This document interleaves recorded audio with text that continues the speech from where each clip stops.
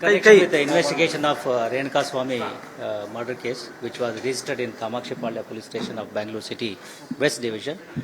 The investigation has been completed, and today we are submitting a charge sheet or final report in the concerned court. And the charge sheet has been filed after elaborate investigation, examining from various angles, both from material evidence, physical evidence, then eyewitness accounts, and other whatever evidences we could gather. And the charge sheet contains about 7 volumes, 10 files, and it has nearly about 3,991 pages. It's a very huge charge sheet which has been submitted.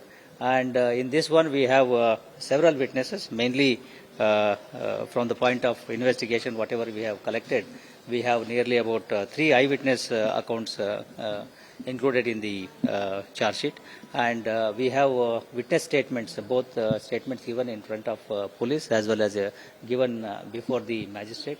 Nearly about 27 witnesses have given their statement before the magistrate, and total witnesses is about 97, including these 27.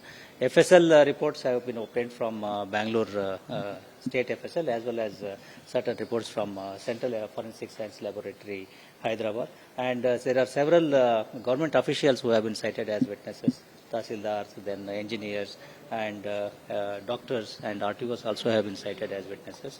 Total witnesses would be around 59 independent witnesses, and police witnesses are about 56. So total number of witnesses all comes to about 231. So today the charge sheet has been filed.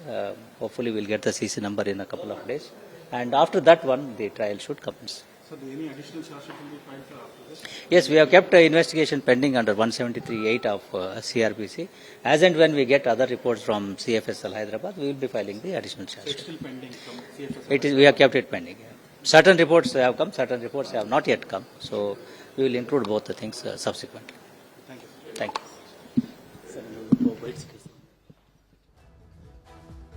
So ಇದು police commissioner Dayanand ಅವರು ಈಗಾಗಲೇ ಏನು charge sheet ಅನ್ನು ಸಲ್ಲಿಕೆ ಮಾಡಲಾಗಿಲ್ಲ, ಅದಕ್ಕೆ ಸಂಬಂಧಪಟ್ಟಂತಹ ಸ್ಪಷ್ಟನೆಯನ್ನು ಕೊಟ್ಟಿದ್ದಾರೆ, ಮಾಹಿತಿಯನ್ನ ಕೊಟ್ಟಿದ್ದಾರೆ.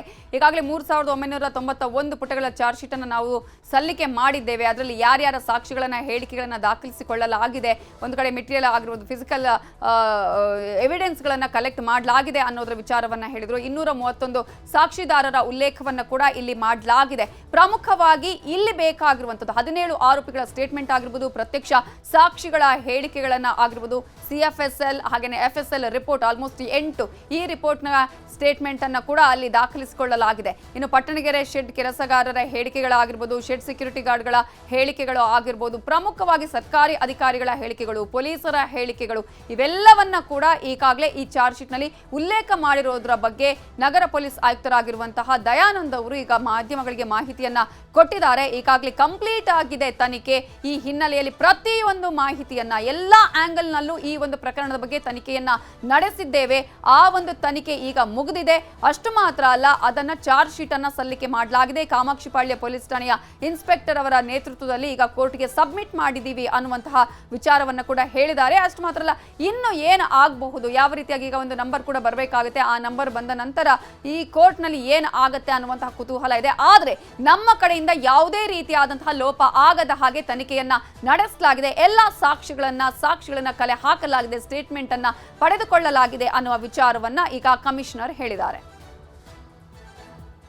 In connection with the investigation of Renuka Swamy murder case, which was registered in Kamakshipalya Police Station of Bangalore City West Division, the investigation has been completed, and today we are submitting a charge sheet or final report in the concerned court. And the charge sheet has been filed after elaborate investigation, examining from various angles, both from material evidence, physical evidence, then eyewitness accounts, and other whatever evidences we could gather.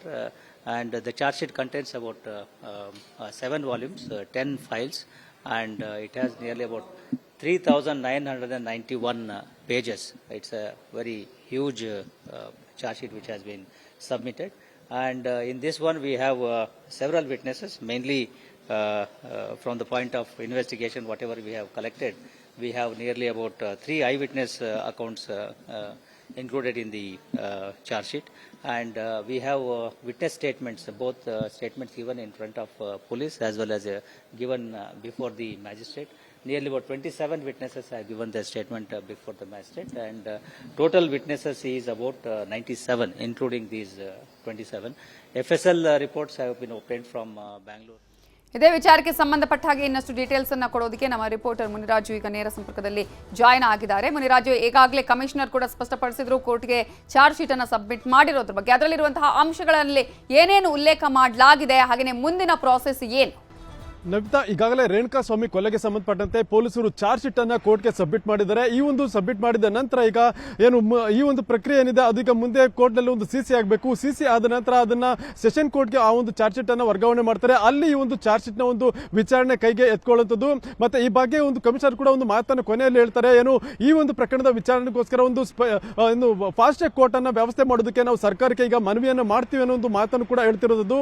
ಆದ್ರಿಂದ ಈಗ ರೇಣುಕಾ ಸ್ವಾಮಿ ಕೊಲೆ ಪ್ರಕರಣಕ್ಕೆ ಸಂಬಂಧಪಟ್ಟಂತೆ ಈಗ ಏನ್ charge sheet ಆಗಿದೆ, ಈ ಒಂದು ಪ್ರಕರಣದ ಒಂದು ತ್ವರಿತ ವಿಚಾರಣೆಗೆ ಪೊಲೀಸರು ಕೂಡ ಈಗ ಮತ್ತಷ್ಟು ಒಂದು ಚುರುಕನ್ನ ಕೊಡಿಸೋದಕ್ಕೆ ಕೂಡ ಈಗ ಮುಂದಾಗಿರುತ್ತದೆ.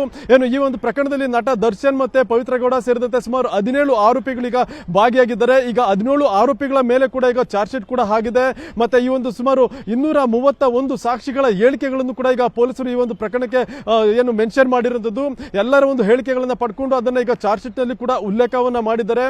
ಮತ್ತೆ FSL ವರದಿಗಳಿದಾವೆ, ಮತ್ತೆ ಮೆಡಿಕಲ್ ರಿಪೋರ್ಟ್ಸ್ ಇದೆ, ಮತ್ತೆ ಏನು ಮರಣೋತ್ತರ ಪರೀಕ್ಷಾ ವರದಿ ಕೂಡ ಇದೆ, ಮತ್ತೆ ಪಂಚನಾಮೆ ರಿಪೋರ್ಟ್ಸ್ ಇದೆ, ಮತ್ತೆ ಎಲ್ಲೆಲ್ಲಿ ಆರೋಪಿಗಳು ಓಡಾಡಿದ್ರು ಅಂತ ಕಡೆ ಯಾರ್ಯಾರು ಪ್ರತ್ಯಕ್ಷ ಮತ್ತೆ ಪರೋಕ್ಷವಾಗಿ ಕಂಡು ಬರುವಂತಹ ಒಂದು ಸಾಕ್ಷಿಗಳ ಒಂದು ಹೇಳಿಕೆಗಳನ್ನು ಕೂಡ ಈಗ ದಾಖಲು ಮಾಡ್ಕೊಂಡಿದ್ದಾರೆ. ಅದರಿಂದ ಎಲ್ಲಾ ರೀತಿಯ ಒಂದು ಸಾಕ್ಷಿಗಳ ಹೇಳಿಕೆ ಇರ್ಬೋದು, ಮತ್ತೆ ವಸ್ತುಗಳ ಹೇಳಿಕೆ ಇರ್ಬೋದು, ಮತ್ತೆ FSL ಮತ್ತೆ CFSL ನ ವರದಿಗಳಿರ್ಬೋದು, ಎಲ್ಲವನ್ನು ಕೂಡ ಉಲ್ಲೇಖ ಮಾಡಿ ಈಗ ಸುಮಾರು 3991 ಪುಟಗಳ ಒಂದು ಚಾರ್ಜ್ ಶೀಟ್ ಅನ್ನ ಇವತ್ತು 24ನೇ ACMM ಕೋರ್ಟ್ಗೆ ಸಲ್ಲಿಕೆಯನ್ನ ಮಾಡಿದ್ದಾರೆ.